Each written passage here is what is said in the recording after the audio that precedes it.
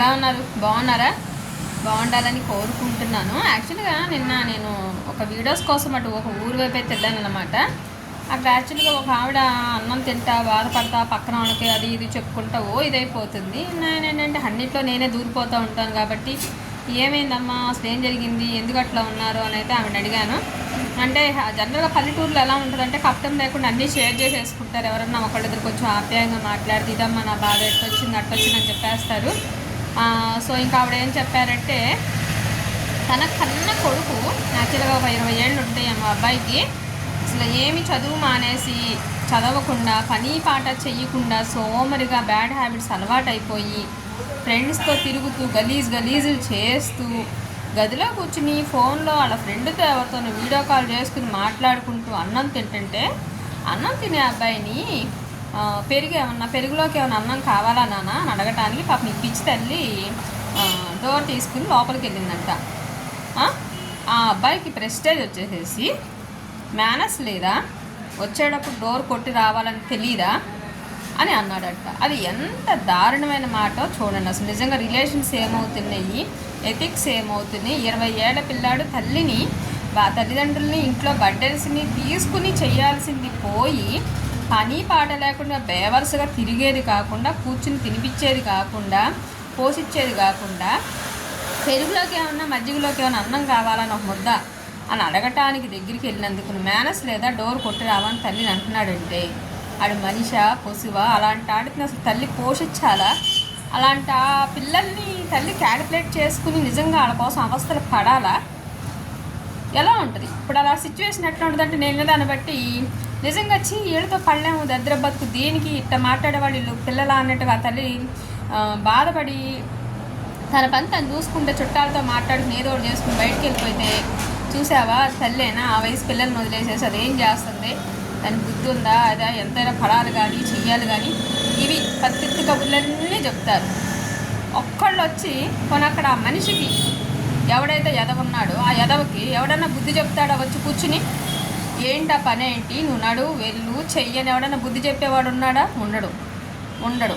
అది ఇప్పుడు ఆ తల్లి బాధపడతా కూర్చుని చెప్తుందమ్మా, ఏంటమ్మా నా పరిస్థితి, నాకు భర్త లేడు, ఆడట్ట చేస్తున్నాడు, ఇట్లాంటి ఎన్నని భరించాలి నేను, ఇట్లా వదిలేయటానికి ఏమో ఇదవుతున్నాను, భయపడి వస్తున్నాను, ఇంకేం గలీజులు చేస్తాడో ఏంటో అన్నట్టుగా. ఒక్కడు ఆదరవ లేదు, అందరూ సలహాలు ఇచ్చి ఇచ్చేసి బుర్ర తినేవాళ్ళే తప్పించి ఇందాక ఇట్ట అన్నాడు, నేనేం చెప్పుకోవాలి, చావాలా బతకాలా అంట పక్కింటి ఆవిడతో ఊసు కబుర్లల్లో చెప్తుందనమాట. నేను వెళ్ళాక మొదలెట్టి మళ్ళీ నాతో కూడా చెప్తుంది. నాకేంటంటే కొంచెం బాధ అనిపించింది. సరే ఇలాంటి వీడియోస్ కోసం తిరుగుతున్నప్పుడు కొన్ని వింటూ ఉన్నాను కాబట్టి కొంచెం ఒక నిమిషం మనసు అయితే బరువు అనిపించింది.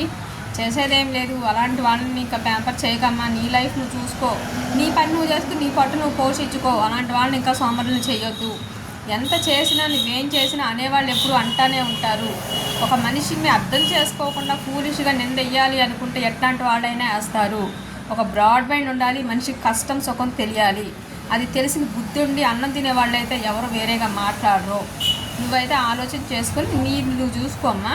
అలాంటి సన్నాసినట్ట మ్యాప్ మాక 4-5 ఏళ్ళ నుంచి భరిస్తున్నానని చెప్తున్నావు కదా, ఆడు 15 ఏళ్ళు 16 ఏళ్ళు వచ్చిన కాడి నుంచి ఏం చేయకుండా 10వ తరగతి 2 సార్లు తప్పిసొచ్చి కూర్చుని అమ్మ మీద పడి నానా చేస్తుంటే 6 నెలలు పోషిస్తుంది, సంవత్సరం పోషిస్తుంది, 2 ఏళ్ళు మాట్లాడడం తప్పితే కొన్ని 3 ఏళ్ళు భరిస్తుంది.